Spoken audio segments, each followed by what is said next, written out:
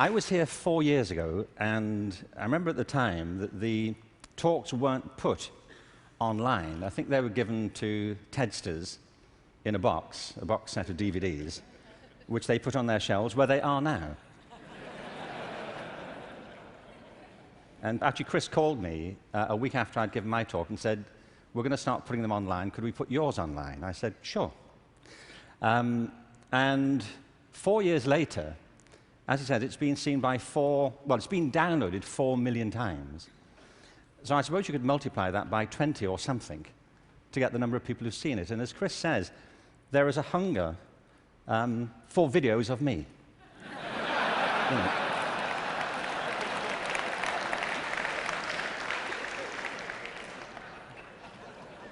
Don't you feel?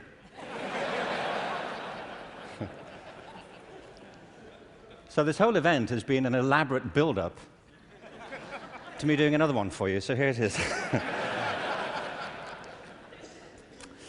Al Gore spoke at the TED conference I spoke at 4 years ago and talked about the climate crisis, and I referenced that at the end of my last talk. So I want to pick up from there, because I only had 18 minutes, frankly. And so as I was saying,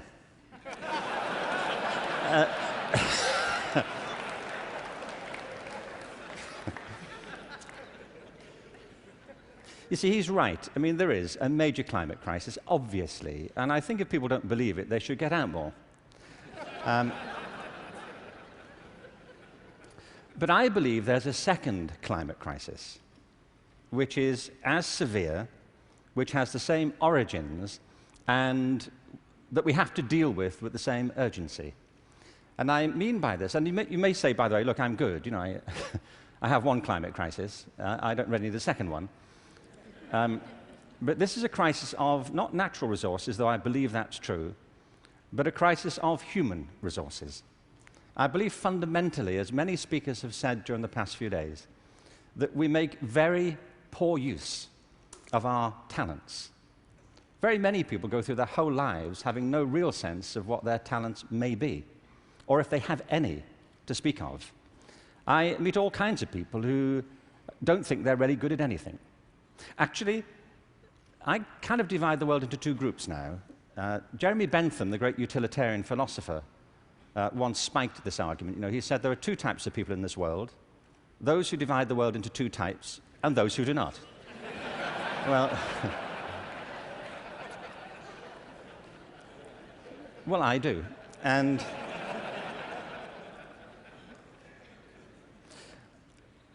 I meet all kinds of people who don't enjoy what they do. They simply go through their lives getting on with it.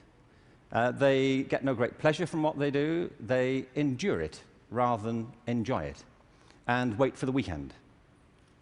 But I also meet people who love what they do and couldn't imagine doing anything else. If you said to them, "Don't do this anymore," they'd wonder what you were talking about. Because it isn't what they do, it's who they are. They say, "But this is me.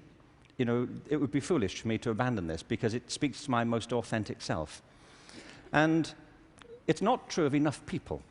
In fact, on the contrary, I think it's still true of a minority of people. And I think there are many possible explanations for it. And high among them is education. Because education, in a way, dislocates very many people from their natural talents. And human resources are like natural resources. They're often buried deep. You have to go looking for them. They're not just lying around on the surface. You have to create the circumstances where they show themselves. And you might imagine education would be the way that happens, but too often it's not. Every education system in the world is being reformed at the moment, and it's not enough. Reform is no use anymore, because that's simply improving a broken model. What we need, and the word's been used many times during the course of the past few days, is not evolution, but a revolution in education. This has to be transformed into something else.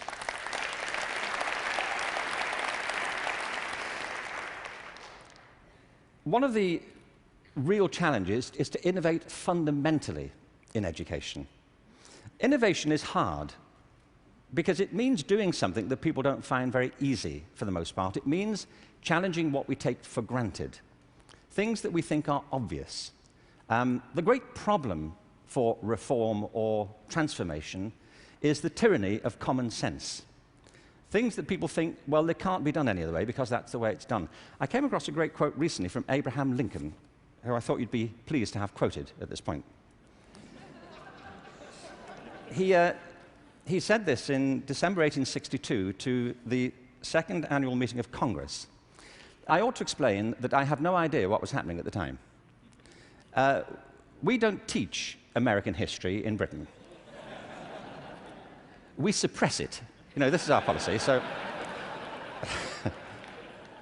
So no doubt something fascinating was happening in December 1862, which the Americans among us will be aware of. But he said this: the dogmas of the quiet past are inadequate to the stormy present. The occasion is piled high with difficulty, and we must rise with the occasion. I love that. Not rise to it, rise with it.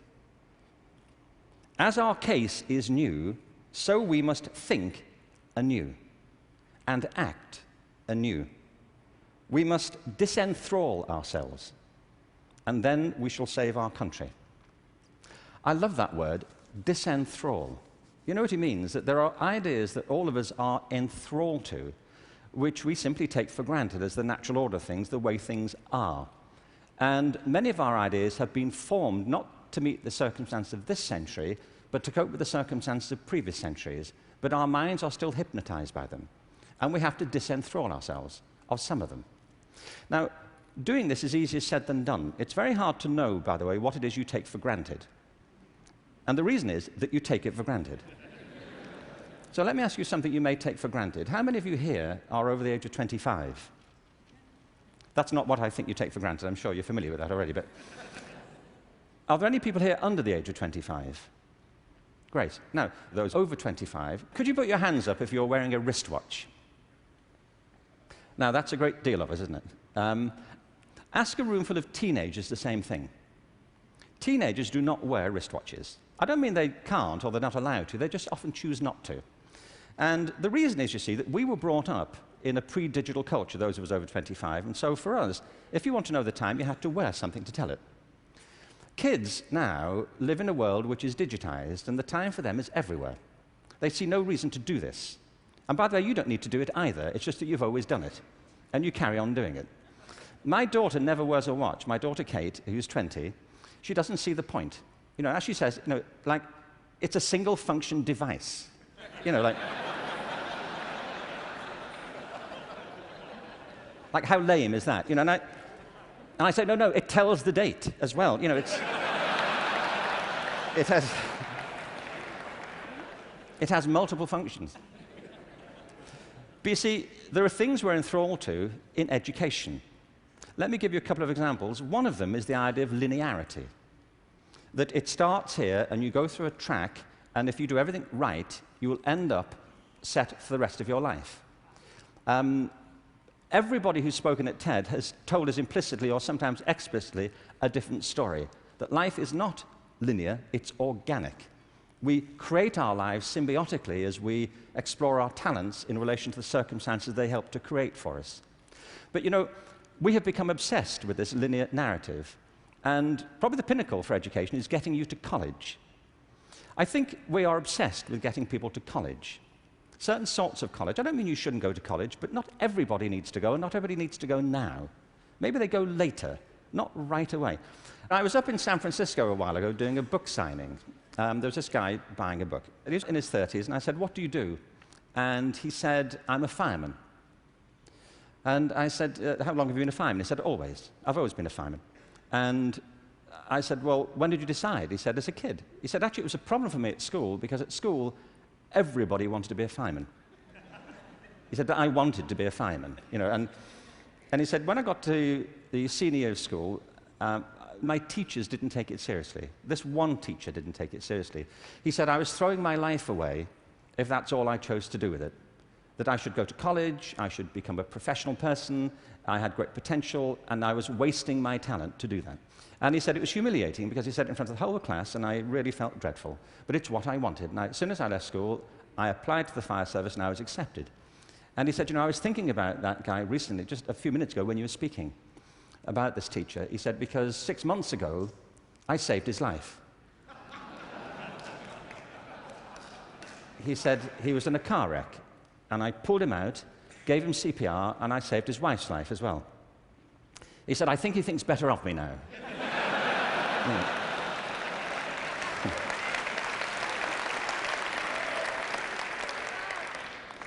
You know what I mean?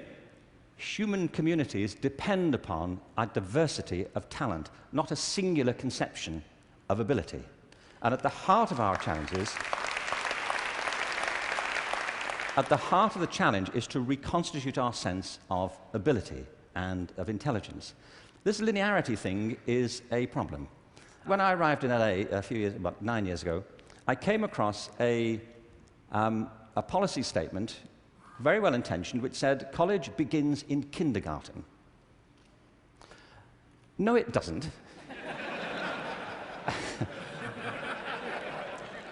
It doesn't. If we had time, I could go into this, but we don't. Kindergarten begins in kindergarten. A friend of mine once said, you know, a 3-year-old is not half a 6-year-old.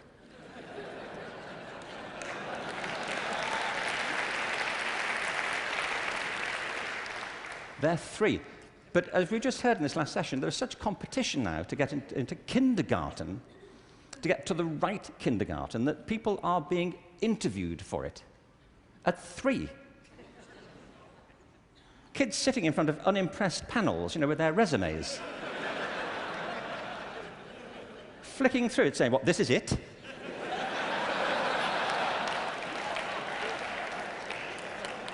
You've been around for 36 months, and this is it. You know,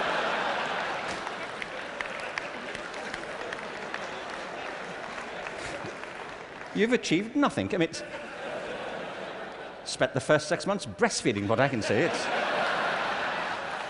I mean, see, it's outrageous as a conception, but it tracks through. The other big issue is conformity. We have built our education systems on the model of fast food. This is something Jamie Oliver talked about the other day. You know, there are 2 models of quality assurance in catering. One is fast food, where everything is standardized. The other are things like Zagat and Michelin restaurants, where everything is not standardized. They're customized to local circumstances. And we have sold ourselves into a fast food model of education. And it's impoverishing our spirits and our energies as much as fast food is depleting our physical bodies.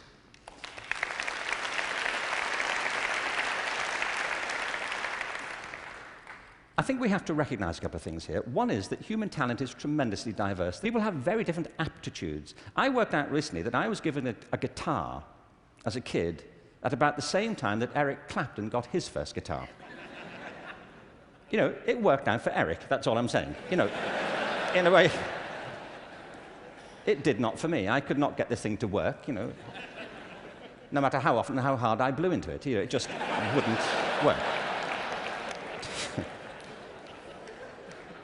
But it's not only about that, it's about passion. Often people are good at things they don't really care for.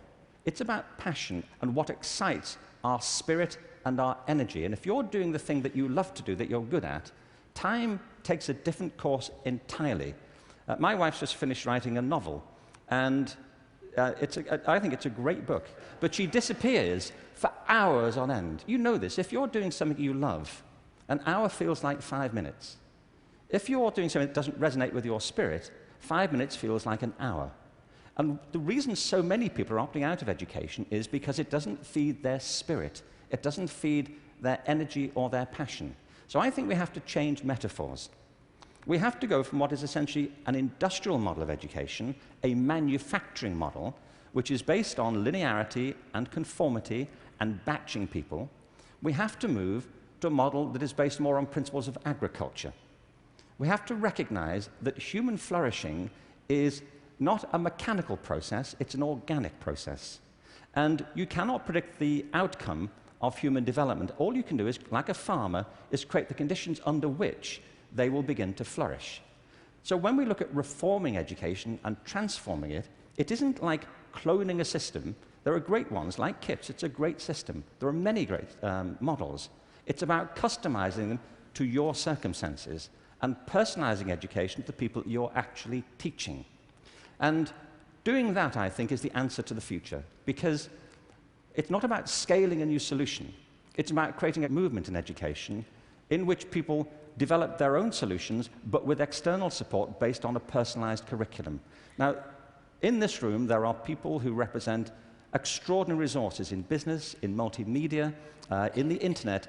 These technologies, combined with extraordinary talents of teachers, provide an opportunity to revolutionize education. And I urge you to get involved in it, because it's vital not just to ourselves, but to the future of our children. But we have to change from the industrial model to an agricultural model where each school can be flourishing tomorrow. That's where children experience life, or at home if that's where they choose to be educated with their families or their friends. There's been a lot of talk about dreams over the course of this few days. And I wanted just to, very quickly, I was very struck by Natalie Merchant's songs last night, recovering old poems. I wanted to read you a quick, very short poem from W.B. Yeats, who some of you may know. He wrote this to his love, Maud Gone, and he was bewailing the fact that he couldn't really give her what he thought she wanted from him. And he says, "I've got something else, but it may not be for you." He says this: "Had I the heavens embroidered cloths, enwrought with gold and silver light, of blue and the dim and the dark cloths, of night and light and the half-light, I would spread the cloths under your feet. But I, being poor, have only my dreams. I have spread my dreams under your feet. Tread softly, because you tread on my dreams. And every day, everywhere, our children spread their dreams beneath our feet. And we should tread softly." Thank you. Thank you very much. Thank you very much.